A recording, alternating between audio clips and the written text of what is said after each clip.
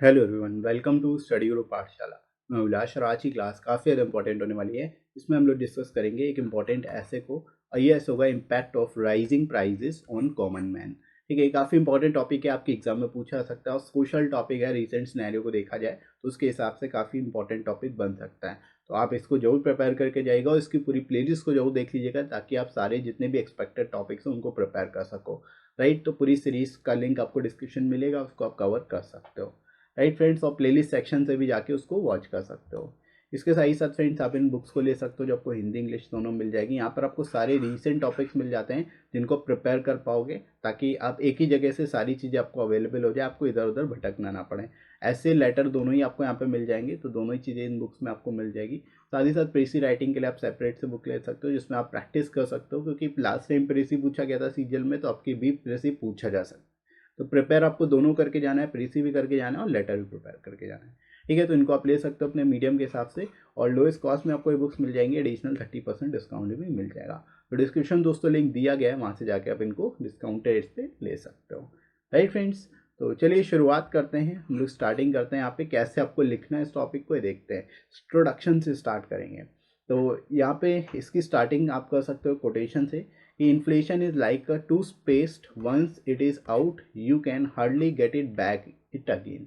मतलब यहाँ पर आप इसको इस तरह से जो इन्फ्लेशन है उसको एक टूथपेस्ट से कंपेयर करा सकते हो, जो कि काफ़ी बेहतर तरीके से। मतलब एक बार इन्फ्लेशन, जैसे महंगाई बढ़ रही है, एक बार बढ़ जाएगी तो उसको वापस से अपनी पोजीशन पे लाना काफ़ी दिक्कत होती है, उसमें एग्जैक्टली उसी पोजीशन पे चीज़ें नहीं आ पाती हैं।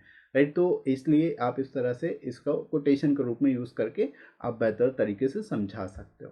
Right, this statement indicate the impact of inflation और आर इकोनॉमी। मतलब ये जो स्टेटमेंट है ये बेसिकली इन्फ्लेशन के इम्पैक्ट को इकोनॉमी पर दर्शाती है।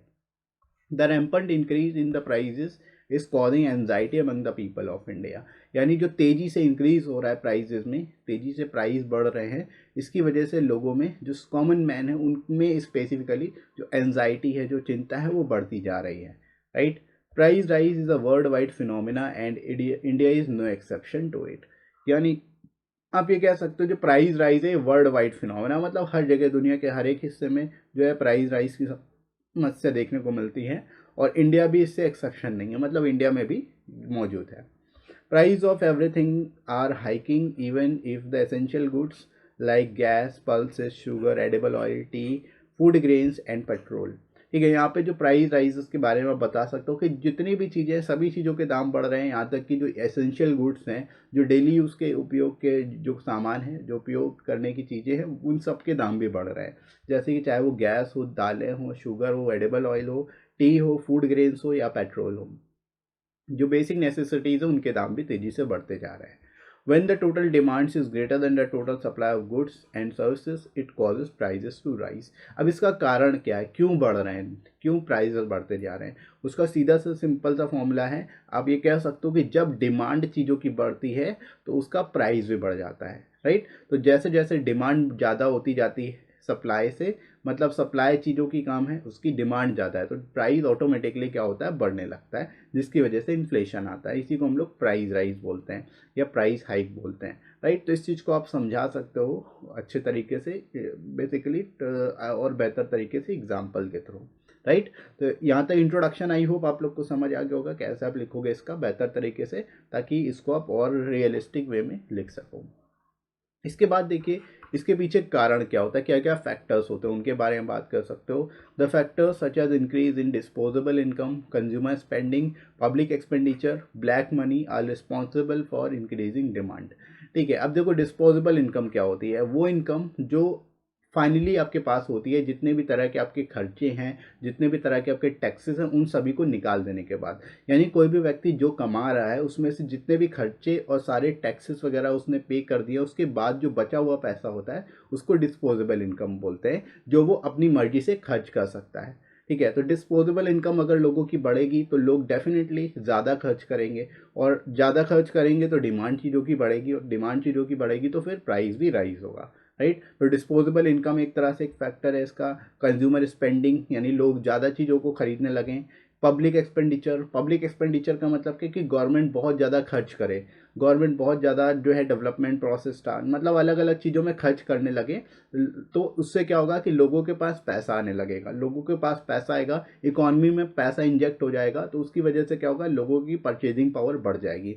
परचेजिंग पावर बढ़ जाएगी तो लोग ज़्यादा चीज़ें खरीदेंगे, ज़्यादा चीज़ें डिमांड करेंगे, तो अल्टीमेटली क्या है कि जो यहाँ पर प्राइजेस है वो बढ़ने लगेंगे। और इसी तरह ब्लैक मनी भी है, ब्लैक मनी के कारण भी लोगों के पास अनसोलिसिटेड मनी हो जाता है, मतलब ये टैक्स ऐसा पैसा होता है जिनके ऊपर टैक्स नहीं पे किया गया, तो लोग जो है यहाँ पर आउट ऑफ द बॉक्स होके चीज़ों को खरीदने लगेंगे और उसकी काला बाजारी वगैरह करने लगेंगे, ब्लैक मार्केटिंग करने लगेंगे, तो जो इलीगल एक्टिविटीज़ है वो ब्लैक मनी की वजह से होने लगेंगी, तो इसकी वजह से ही प्राइस राइज होने लगेगा, राइट। ये सभी एक तरह से फैक्टर्स होते हैं प्राइस राइज के।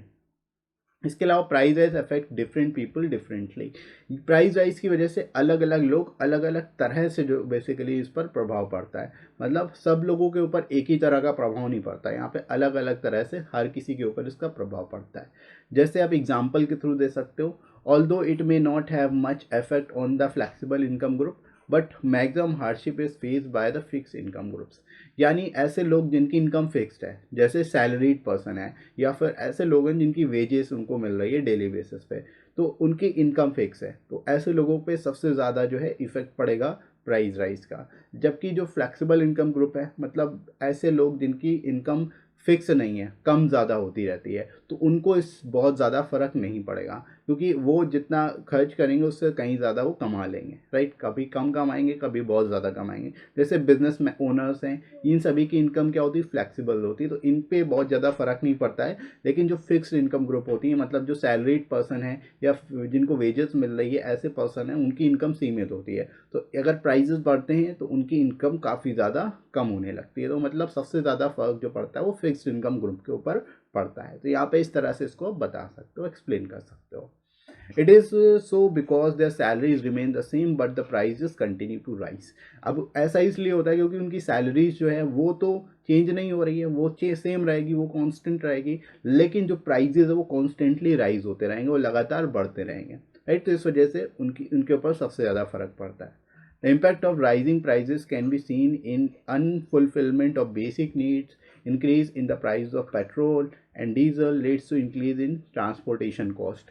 आप यहाँ पे बता सकते हो कि प्राइस राइज का कई तरह से इफेक्ट देखने को मिल सकता है, चाहे वो लोग जो है इसकी वजह से जो अपनी बेसिक नीड्स हैं वो भी फुलफिल नहीं कर पाते, इसकी वजह से प्राइस राइज होते हैं, तो उसकी वजह से क्या होगा, पेट्रोल और डीजल के दाम बढ़ जाएंगे, तो उसकी वजह से क्या होगा, ट्रांसपोर्टेशन कॉस्ट बढ़ जाती है, ठीक है, आवाजाही के लिए जो कॉस्ट हो रही है वो भी बढ़ जाती है, ट्रांसपोर्टेशन कॉस्ट बढ़ जाएगी। इसके अलावा it also causes hunger and malnutrition, इसकी वजह से हंगर एंड माल न्यूट्रिशन की प्रॉब्लम होने लगती है। No access to health care services, health care services को लोग एक्सेस नहीं कर पाएंगे क्योंकि प्राइस राइज है, उनके पास पैसा नहीं है, तो वो हेल्थ केयर सर्विसेज भी नहीं एक्सेस कर पाएंगे।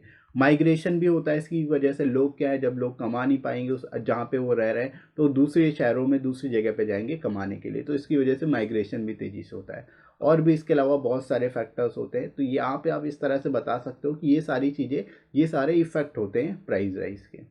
इसके बाद आप कुछ रैंकिंग वगैरह इसमें इंक्लूड कर सकते हो उससे रिलेटेड, जैसे India ranks 101st in global 100 index which show the real condition of poor people in India, ठीक है। यहाँ आप बता सकते हो कि इंडिया की रैंक जो है ग्लोबल हंगर इंडेक्स में 101st है, जो कि यहाँ पे पुअर कंडीशन दिखाती है, एक तरह से जो हमारी पुअर पीपल है उनकी कंडीशन को दिखाती है काफ़ी, मतलब यहाँ पे हंगर और माल न्यूट्रिशन की प्रॉब्लम है अभी भी।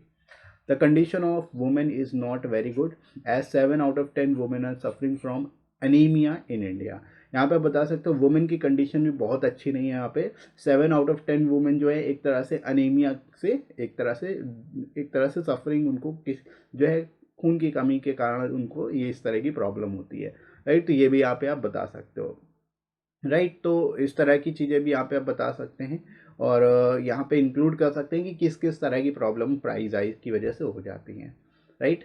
अब देखो, in order to curb the problem of price rise there should be the joint effort of government and public to control it. अब यहाँ पे ज्वाइंट एफर्ट होना चाहिए पब्लिक के साथ साथ गवर्नमेंट का, ठीक है। केवल गवर्नमेंट करके कंट्रोल करने से नहीं होगा, पब्लिक को भी कंट्रोल करना पड़ेगा, ठीक है।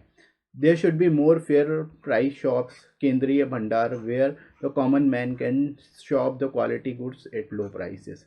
यहाँ पे आप बता सकते हो कि गवर्नमेंट कैसे इसमें कंट्रीब्यूट कर सकती है, जो फेयर प्राइस शॉप्स उनको और ज़्यादा खोल सकती है, केंद्रीय भंडार जो है ऐसी शॉप्स को खोल सकती है जहाँ से जो क्वालिटी गुड्स पर लोग परचेज कर सके, स्पेसिफिकली कॉमन मैन, और कम प्राइजेस पे उसको अवेल करा सके सरकार, राइट। तो इस तरह से यहाँ पे गवर्नमेंट का एफर्ट आप बता सकते हो। इसके अलावा the government and banks must keep a check on hoarding and black marketing. Government और बैंक्स को इसका भी ध्यान रखना है कि होर्डिंग और ब्लैक मार्केटिंग ना हो, इससे कि प्राइस और ज़्यादा बढ़ जाते हैं चीज़ों को। As far as general public is concern, they must reduce unnecessary expenditure and increase savings. ठीक है, पब्लिक कैसे कंट्रीब्यूट कर सकती है? पब्लिक जो है एक तरह से जो अननेसेसरी एक्सपेंडिचर है उनको ख़त्म कर दे, उनको अवॉइड कर दे, उनको रिड्यूस कर दे और अपनी सेविंग्स को बढ़ाना शुरू कर दे। जो अननेसेसरी एक्सपेंडिचर नहीं होगा तो उसकी वजह से सेविंग्स इंक्रीज होगी और लोगों के पास पैसा रहेगा लेकिन वो उसको इन्वेस्ट करेंगे, तो उससे लिक्विडिटी मार्केट में कम हो जाएगी, तो ऑटोमेटिकली प्राइस जो है वो नहीं बढ़ेंगे, राइट। तो इस तरह से पब्लिक भी एक तरह से कॉन्ट्रीब्यूशन कर सकती है इस फील्ड में ताकि प्राइस ना बढ़े, right. This will reduce disposable income. इससे क्या है, डिस्पोजेबल इनकम बढ़ेगी, क्योंकि अगर वो सेविंग करना शुरू कर देंगे, अलग अलग इंस्ट्रूमेंट हैं जैसे एफडीज हैं, म्यूचुअल फंड है, जिस भी इंस्ट्रूमेंट वो अपनी सेविंग्स को इन्वेस्ट करेंगे उससे क्या डिस्पोजेबल उनकी कम हो जाएगी। डिस्पोजेबल इनकम मतलब खर्च करने लायक जो उनके पास पैसा होगा वो कम हो जाएगा, तो उससे लोग खर्च कम करेंगे, राइट। तो उससे क्या होगा, अल्टीमेटली वो उनके पर्सनल जो कंज्यूमशन एक्सपेंडिचर है वो कम होता चला जाएगा, राइट। तो उससे काफ़ी इफेक्ट पड़ेगा हमारी इकॉनमी पे भी, राइट। तो इस तरह से आप यहाँ पे पब्लिक का कंट्रीब्यूशन भी बता सकते हो, पब्लिक कैसे प्राइस राइज में कंट्रोल कर सकती है। इसके अलावा देखो, government should focus on lowest income group. Government को लोएस्ट इनकम ग्रुप वाले जो लोग हैं उन पे ज़्यादा फोकस करना चाहिए। प्रमोट स्टार्टअप्स, स्टार्टअप्स को ज़्यादा से ज़्यादा प्रमोट करना चाहिए। Provide skill to youth, youth को स्किल डेवलप करने पे फोकस करना चाहिए। Try to control inflation so that the gap between the rich and the poor can be reduce as much as possible. ठीक है, मतलब जो रिच और पुअर के बीच में जो गैप है उसको रिड्यूस किया जा सके इन सभी चीज़ों को अगर फॉलो करते जाते हैं तो। As it is truly said, growth is possible where there is no difference. ठीक है, यहाँ पे इस तरह से कोटेशन के रूप में आप इसको एंड कर सकते हो बेस्ट तरीके से। आई होप आप लोग को समझ आ गया होगा इस तरह के टॉपिक को कैसे लिखना है, और इस तरह का टॉपिक अगर आता है तो आप बेस्ट तरीके से कैसे इसको एक्सप्लेन कर सकते हो, राइट। तो इसी तरह से प्रिपेयर करते रहिए और बाकी के टॉपिक्स को भी प्रिपेयर कर लीजिएगा। और आई होप ये वीडियो आपको हेल्पफुल लगा होगा। तो ये वीडियो आपको कैसा लगा कमेंट करके जरूर बताइएगा। वीडियो हेल्पफुल लगा हो तो लाइक करिएगा, इस वीडियो को शेयर करिएगा अपने सभी दोस्तों में, और सब्सक्राइब कर लीजिए चैनल को अगर आप में से कोई नया है तो, राइट फ्रेंड्स। तो अभी के लिए इतना ही, नेक्स्ट मिलते हैं अगली क्लास में। Thanks for watching.